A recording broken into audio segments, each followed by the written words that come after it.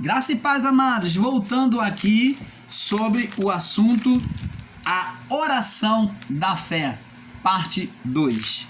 Então, amados e abençoados, como o irmão Paulo falou no vídeo anterior, no primeiro vídeo sobre a oração, não é proselitismo, não é oração de joelho, não é sacrifício, como eles dizem, você vai fazer seu sacrifício, não é dinheiro.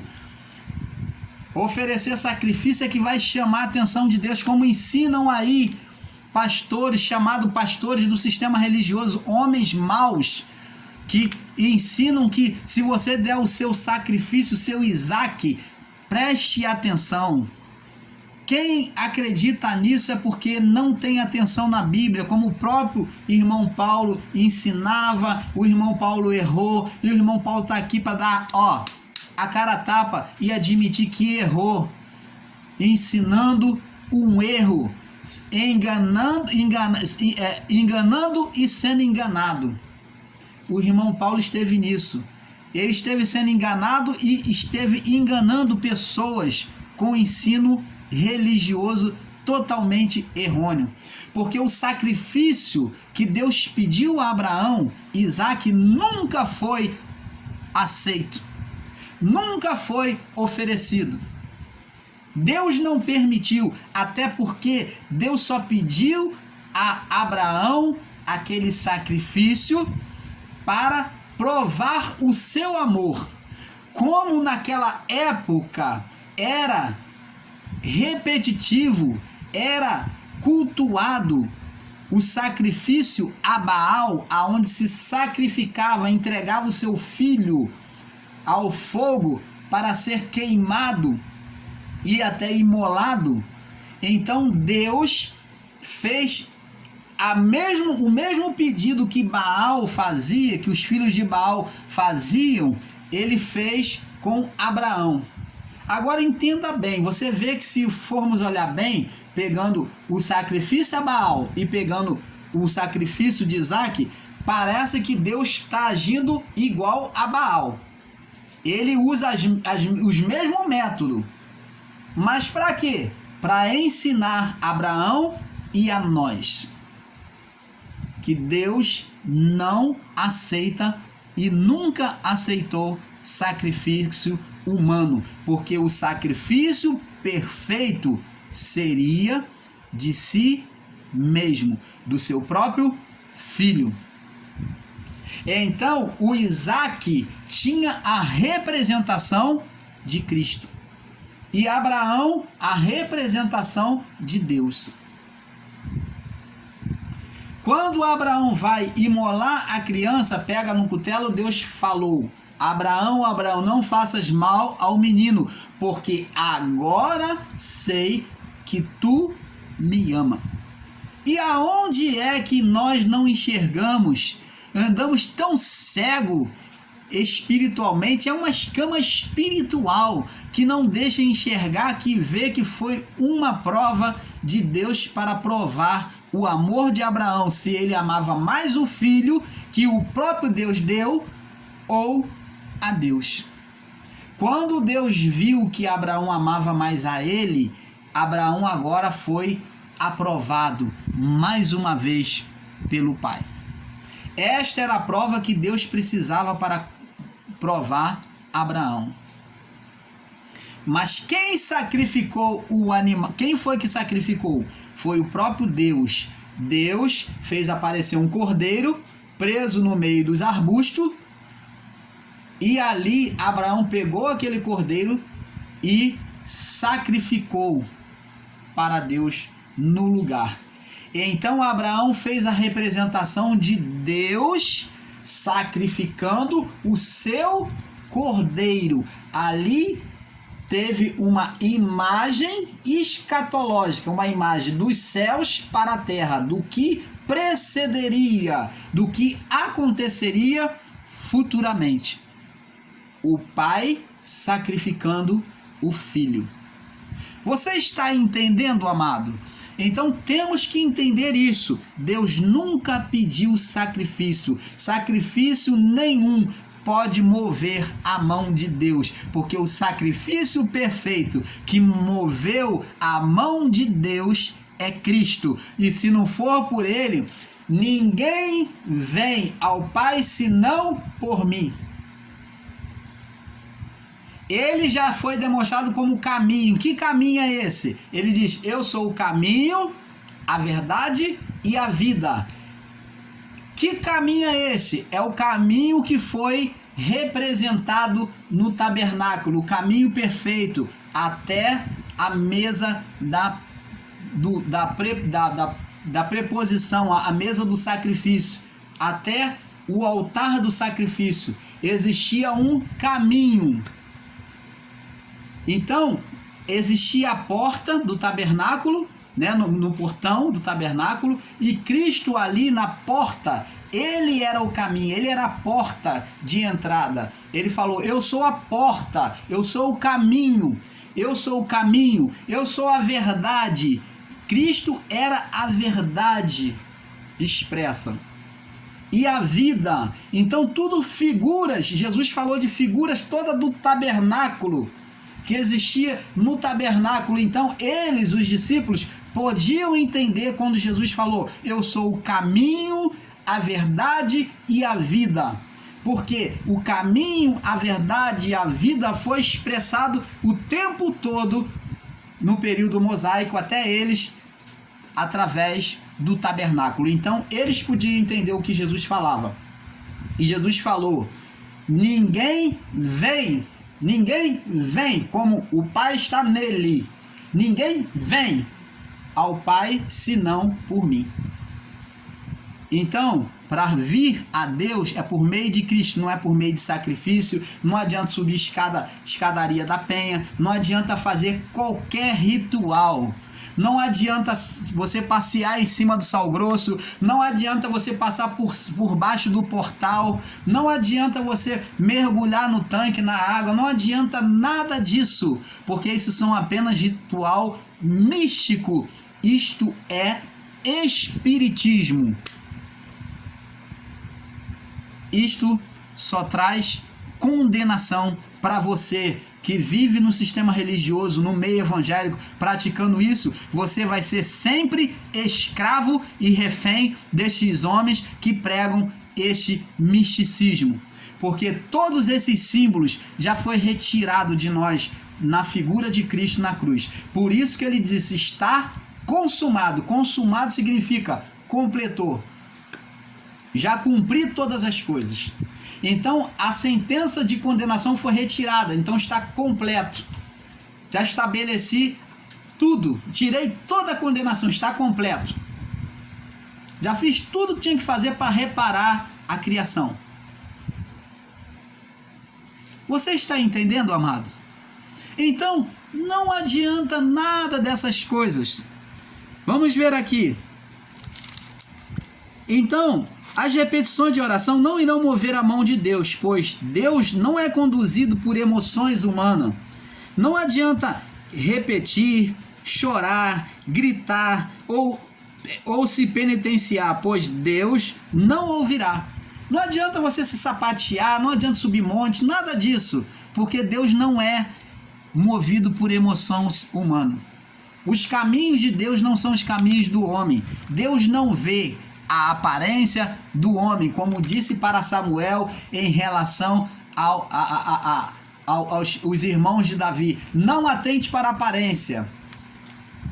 Não atente para a sua aparência, porque Deus não vê como vê o homem. Então, a mesma coisa, Deus ele sonda o coração. É o coração, quando você está orando, é o seu coração que Deus está vendo. Então, vamos lá.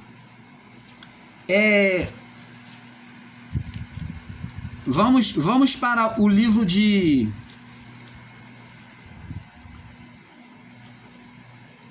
Para se ter a atenção de Deus, a primeira coisa que precisamos é ter humildade. Já estamos chegando lá, estamos já aprendendo. Primeiro ponto, fé. É necessário que aquele creia que ele exista. Tem que ter fé, tem que crer na existência de Deus. sendo espiritual, ele é invisível, mas está junto e dentro de nós, você tem que crer nisso.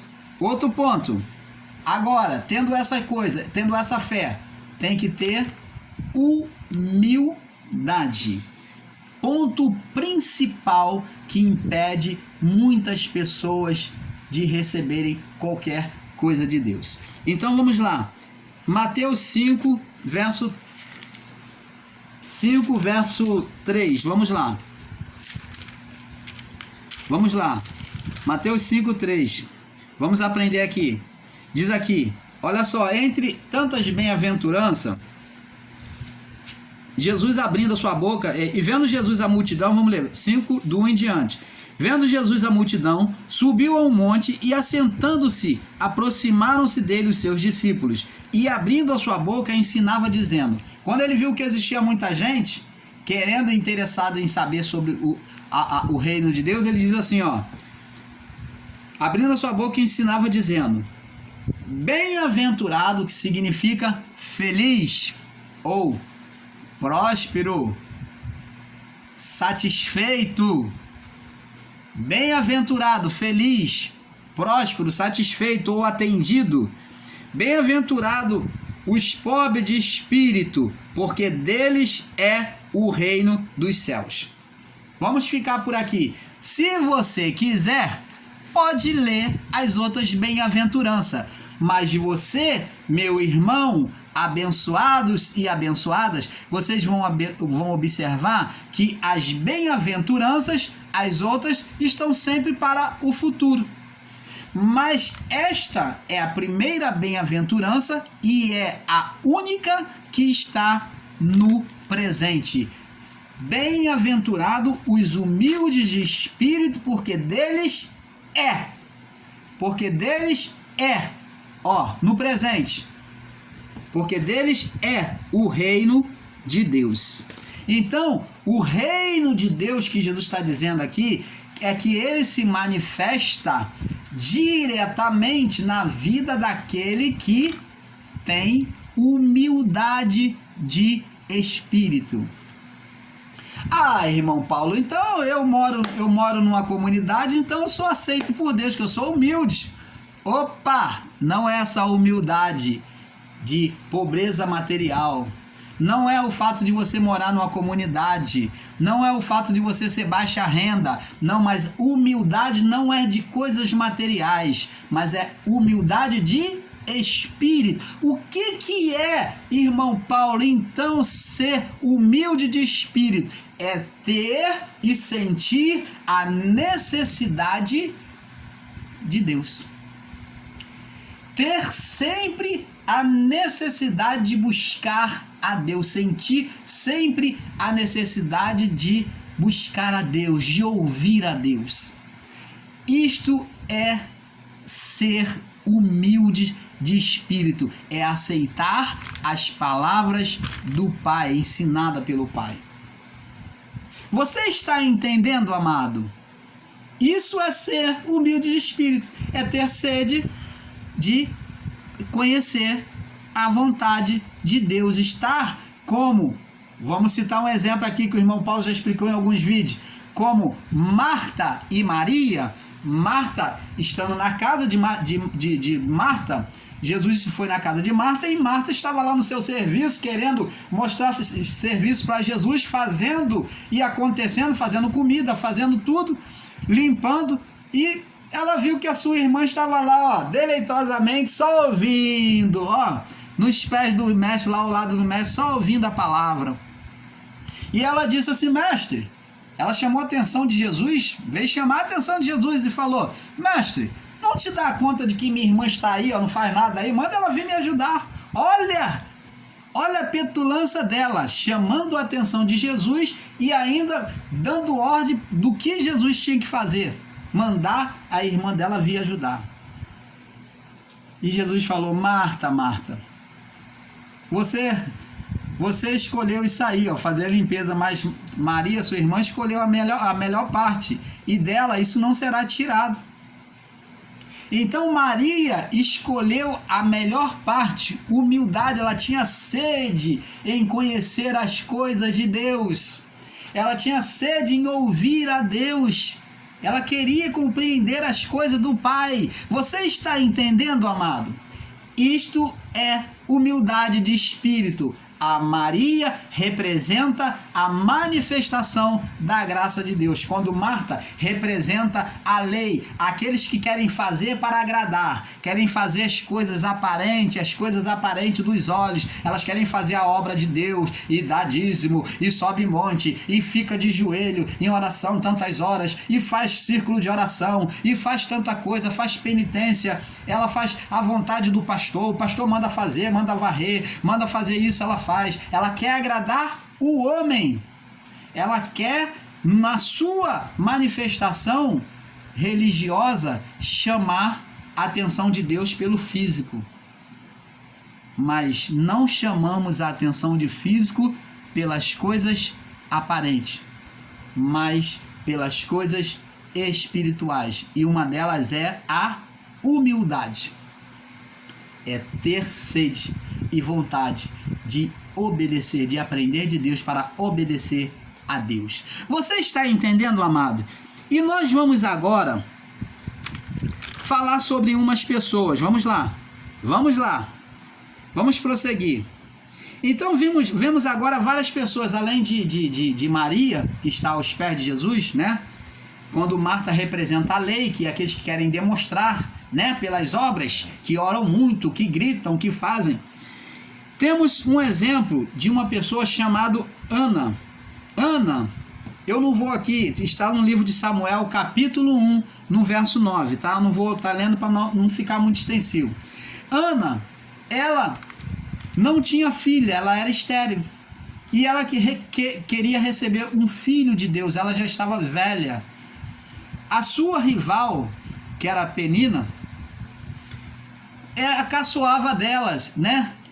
Chacotava dela por ela, chamava ela de ventre podre, né? De ventre podre. Naquela época, uma mulher que não podia gerar filho era uma mulher totalmente humilhada. Por isso que Sara, ela vivia na tristeza até ela ter um filho. Tanto que Sara se precipitou e quis ter um filho de qualquer jeito com a sua serva Agar. Porque Sara se precipitou, ela não creu. Mas Abraão creu, e Deus, como havia feito a promessa a Abraão, ele deu o filho Isaque. Então ficou Ismael, que era filho da escrava, e Isaque, filho da promessa. Então Ana, que também era estéril e já estava avançada em idade, ela queria dar um filho ao seu marido, porque o filho dignificava a mulher, fazia a mulher ter credibilidade diante da sua tribo, e até sentia melhor moralmente, né, emotivamente, espiritualmente, a mulher se sentia mais forte. Então ela, sendo humilhada pela sua rival, ela, desejando ter um filho, ela fez um voto com Deus, na sua oração, no seu coração, e ela disse que do filho que ela tivesse, ela ia oferecer ao Senhor, que é justamente Samuel, que venceu o profeta Samuel. Então ela, na sua oração, ela em angústia, ela orava a Deus, que ela já não falava palavras que se entendia, ela apenas balbuciava, e Eli, o sacerdote, tomou ela por embriagada. Se fosse no dia de hoje, iam falar os irmãozinhos do reteté, que não compreendem a palavra direito, ia dizer que ela estava falando em línguas, né? Se fosse o Elias do dia de hoje, ia dizer que ela estava falando em línguas. Ela balbuciava, falava palavras que não se entendia, mas palavras de angústia. O seu coração estava angustiado, desejando ardentemente ter um filho. Então, na sua oração, ela derramou a sua alma, e a sua boca já não falava palavras perceptível, mas o seu espírito, a sua alma, falava com Deus. E então o profeta tomou ela como embriagada, Eli.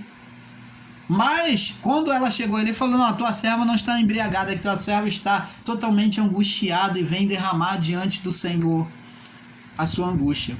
Então Eli foi e abençoou ela. E ela gerou um filho, que foi Samuel. Você está entendendo, amado? Ela fez uma oração do fundo do coração, uma oração com humildade, derramou o seu coração. Ela não colocou os seus méritos diante de Deus. Ela se derramou diante de Deus. Esta é a oração sincera. É você mostrar quem você é, o que se passa no seu coração. É você expressar a Deus. Você está com raiva, fala para Deus que você está com raiva, está irado, porque a situação deu o contrário. Conta para Ele. Você está angustiado, fala com Deus, derrama o seu coração diante do Pai. É esta oração que agrada a Deus, a oração aonde se mostra o coração e não a aparência.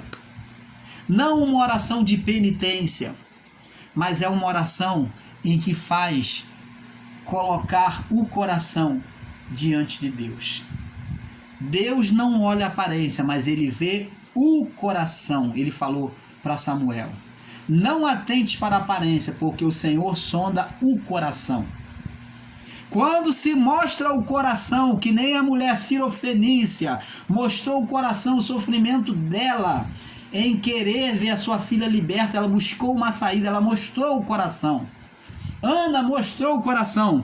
E vemos Ezequias, que quando foi decretada a sua morte, prepara, Isaías falou para ele: prepara a tua casa, põe em ordem, porque a palavra do Senhor para ti é que morrerás e não viverás. E Isaías virou as costas. E Ezequias, quando recebeu aquela palavra, desejando viver mais, ele colocou o coração, virou a cara para a parede, colocou o coração diante de Deus e falou: Senhor, lembra-te de mim, que andei com toda a inteireza de coração diante de ti, que busquei fazer sempre o que era reto. Lembra-te de mim, tem misericórdia de mim, acrescenta mais dias na minha vida. Então Deus foi vendo o coração de Ezequias sincero, a sua oração saiu do coração. Ele não falou eu fui, eu fiz, não, mas ele falou: olha o meu coração. Ele mostrou o coração. Lembra que andei com inteireza de coração. Ele se botou diante de Deus, fazendo para que Deus julgasse o caminho dele diante de Deus. Ele colocou o caminho dele, a caminhada dele em juízo diante de Deus. Ele mostrou o coração. Ele mostrou o coração, ele botou em juízo o caminho dele, a vida dele diante de Deus. Ele mostrou o coração. Você está entendendo, amado? Quando se mostra o coração, se faz uma oração com humildade, uma oração com verdade, com pureza, e Deus atende. Esta é a perfeita oração de fé. E nós vamos falar também de Elias. Elias, o profeta, né? Nós podemos ver aqui, olha, em 1 Samuel, essas referências, 1 Samuel 4:11, você pode ler, e a oração de Ezequias, você pode ler 2 Reis, capítulo 20. Nós vamos falar agora sobre Elias. Elias no desafio do profeta de Baal.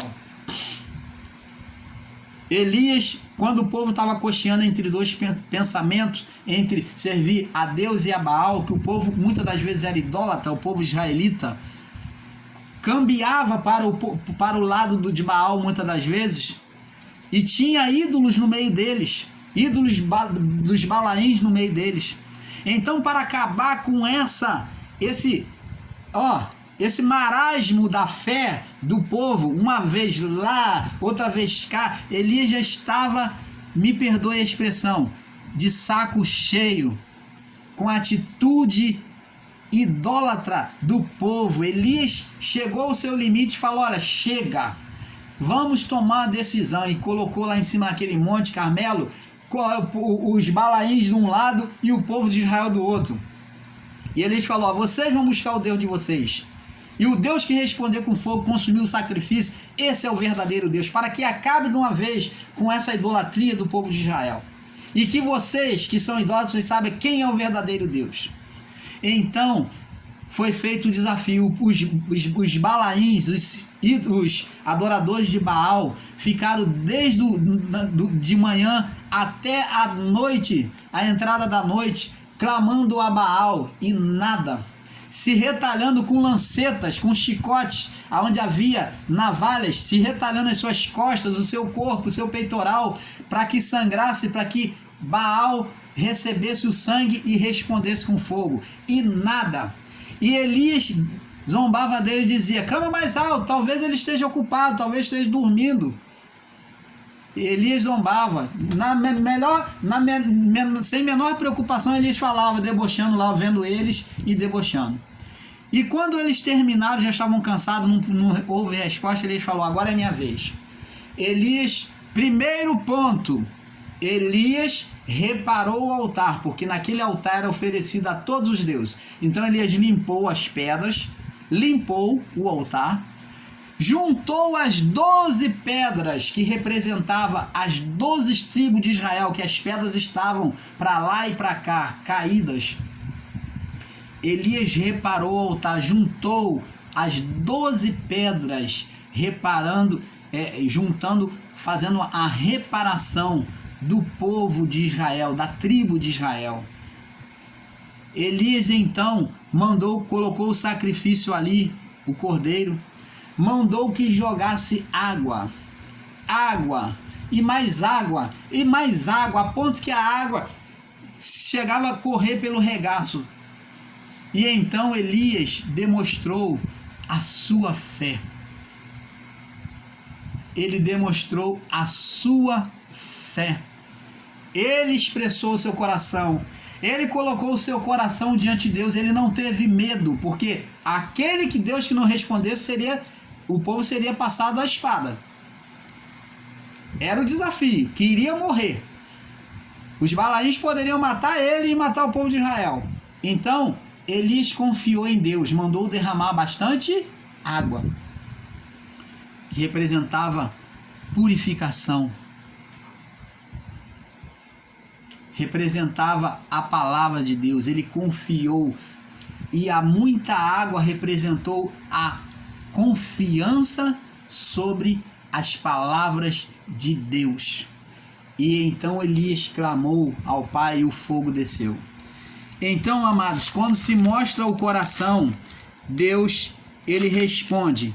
Agora, para nós entendermos, temos que, então, amados, vemos que que existem homens, né, que nós vemos que estes homens que Deus operou, tanto Elias como Moisés, como muitos outros no passado, eles não ficaram orando o tempo todo as mesmas coisas, as mesmas repetições, com correntes, com campanhas. Não! Eles acreditaram simplesmente em Deus, pois não ficar sendo repetitivo nas orações, porque ficar sendo repetitivo na oração, presta atenção.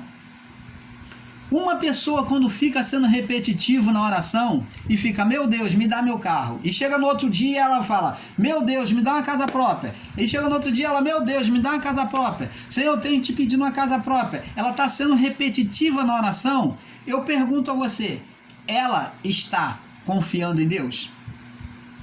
Responde se podes. Ela está confiando em Deus? Não.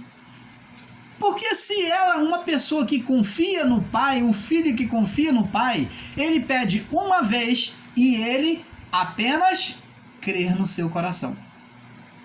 Mas o que é incrédulo, ele não acredita, ele vai ficar insistindo, porque ele acha, talvez ele considere que Deus seja mentiroso ou esquecido, ou seja igual a Baal, que Elias falou, está distraído com alguma coisa. Elias zombou dos Balaíns, dizendo: grita mais alto, talvez ele esteja dormindo, talvez esteja distraído. Deus não está dormindo, Deus não dormita. Não dormitará o guarda de Israel. Davi já dizia: não dormitará o guarda de Israel. Enquanto mais hoje, em graça, se você clama repetindo a mesma coisa. Deus não quer que você faça penitência. Deus só espera de cada um de nós que venhamos crer, aguardar com fé.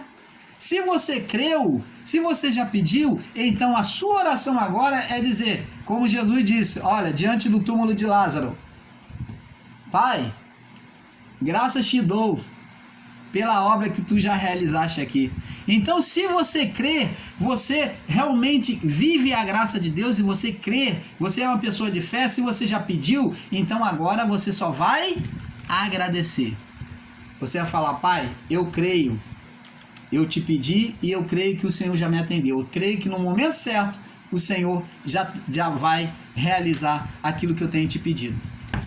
Você está entendendo, amado? Do que ficar em nome de Jesus, porque em nome de Jesus eu vou conseguir, porque em nome de Jesus, para mostrar uma falsa espiritualidade, uma falsa fé, porque este tipo de pessoa não tem fé, vive uma fé aparente, que é só a situação diante dela, diante dos olhos dela, começar a ir contrário ou dar errado, que ela já se sente abandonada por Deus.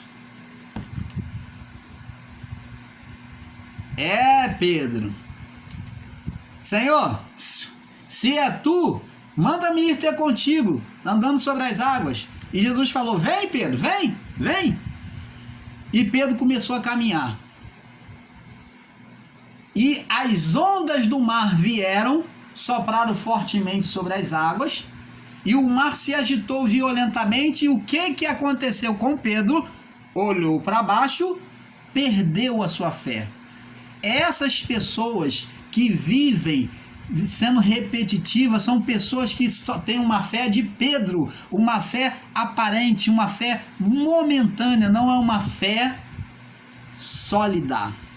Não é a fé que o salmista Davi disse, os que confiam no Senhor serão como um monte de Sião, são como um monte de Sião que não se abala, mas permanecem para sempre. Elas não têm essa confiança de monte de Sião, uma fé firme e inabalável. Elas têm a fé de Pedro, uma fé momentânea. Por isso que Pedro foi chamado de cana, porque ora a cana é agitada pelo vento, ora ela vai para cá, o vento agita para cá, ora o vento bate para cá, ela vai para cá. Se o vento bate para lá, ela vai para lá. Então, é uma fé oscilante. Essa fé é condenável diante de Deus. Deus não espera de nós uma fé oscilante, uma fé de cana agitada pelo vento. Que se o vento bate por lá de lá, vai para lá. Se o vento bate por lá de cá, vai para cá. Não, você não pode. Se você crer em Deus amado e abençoado, você deve permanecer. É pediu e crer.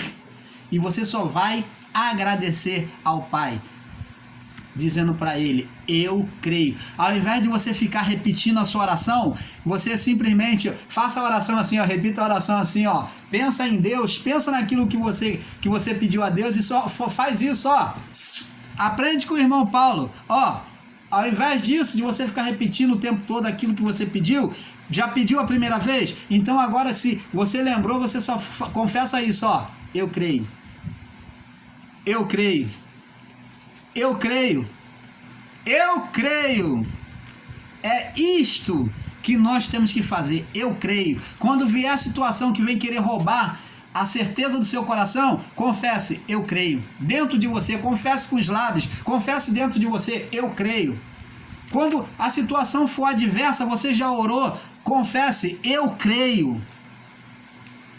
É isto que tem que ser, que deveria ser a nossa confissão em graça. Esta é a oração da fé. Eu creio. Se já pedimos, então, eu creio.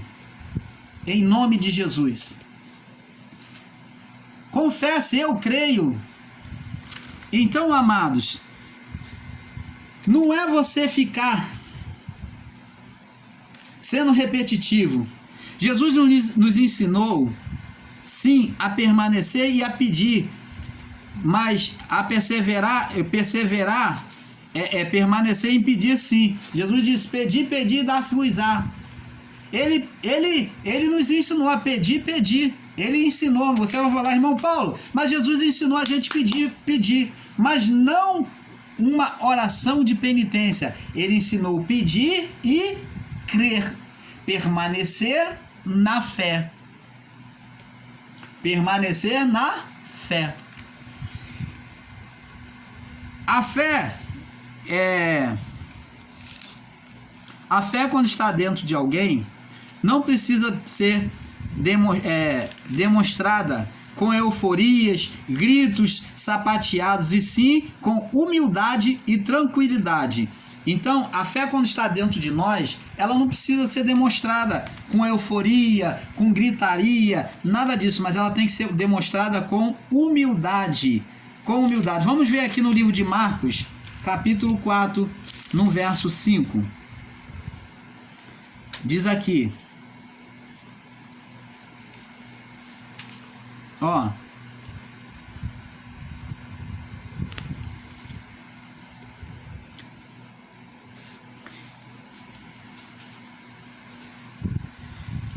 vamos ler aqui sobre a parábola. E ensinava, no verso 2 em diante, diz aqui, 4, 2 em diante, Marcos 4, 2 em diante. E ensinava muitas outras coisas por parábola. Ele dizia na sua doutrina: ouvi, eis que o semeador saiu a semear. E aconteceu que, semeando ele, uma parte da semente caiu junto do caminho. E vieram as aves do céu e comeram. Então aqui está falando da semente. Quem é essa semente? A palavra de Deus. Quem é a terra? O coração do homem. Então aqui a palavra, a semente, expressa a terra, representa o coração do homem. Então o coração do homem vai representar também a fé do homem. Então caiu à beira do caminho e vieram as aves e comeram. São aqueles que não entendem, não recebem, não entendem a palavra de Deus, não recebem a palavra de Deus com alegria. E as aves, que são justamente os espíritos que vêm roubar, né? Os espíritos dos entendimentos errados que vêm roubar a fé da pessoa. E semeando ele, outra semente caiu junto do caminho, vieram as aves e comeram. E outra caiu entre os pedregais, onde não havia muita terra, e nasceu logo, porque não tinha terra profunda. Mas saindo o sol, queimou-se, porque não tinha raiz e secou-se. Então, preste atenção. Uma pessoa que não tem uma profundidade na palavra, ela não recebe a palavra, o coração dela é como a que cai em pedregais, tá? Oscilante, está entre as coisas desta vida e as coisas do reino. Ela está entre os pedregais, né? Está como aquele pé de moleque. Existe terra, porém a terra fértil, né?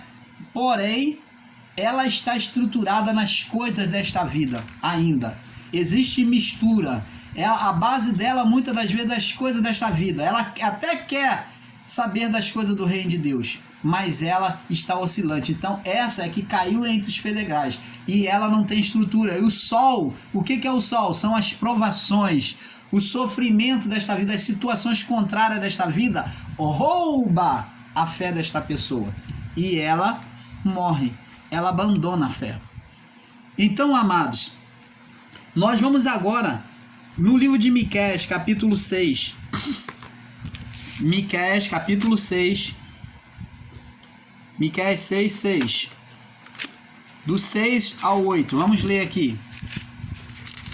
Olha a fé que Deus espera de nós. Olha o tipo de oração que Deus espera de nós. Diz aqui: Como me apresentarei ao Me perdoe, amado, mais uma vez, me perdoe nesse outro vídeo. Como me apresentarei ao Senhor? Me inclinarei diante do Deus Altíssimo. Então Abacuque, ele se faz a pergunta: como me apresentarei diante do Senhor e me inclinarei, chegarei diante do Deus Altíssimo? Como é que eu vou estar sendo aceito por Ele? Qual é a melhor maneira de eu chegar e agradar a Deus? Resumindo para você, para que você entenda. É isso que Abacuque está dizendo. Qual a melhor maneira de eu chegar diante de Deus para agradar a Deus? Para ter a atenção dele. Como eu vou ter a atenção de Deus? Ó, apresentar-me-ei diante dele com holocaustos, com bezerros de 1 ano. Então ele está dizendo, eu vou me apresentar diante dele com holocausto, com sacrifício, com bezerro de 1 ano? Não.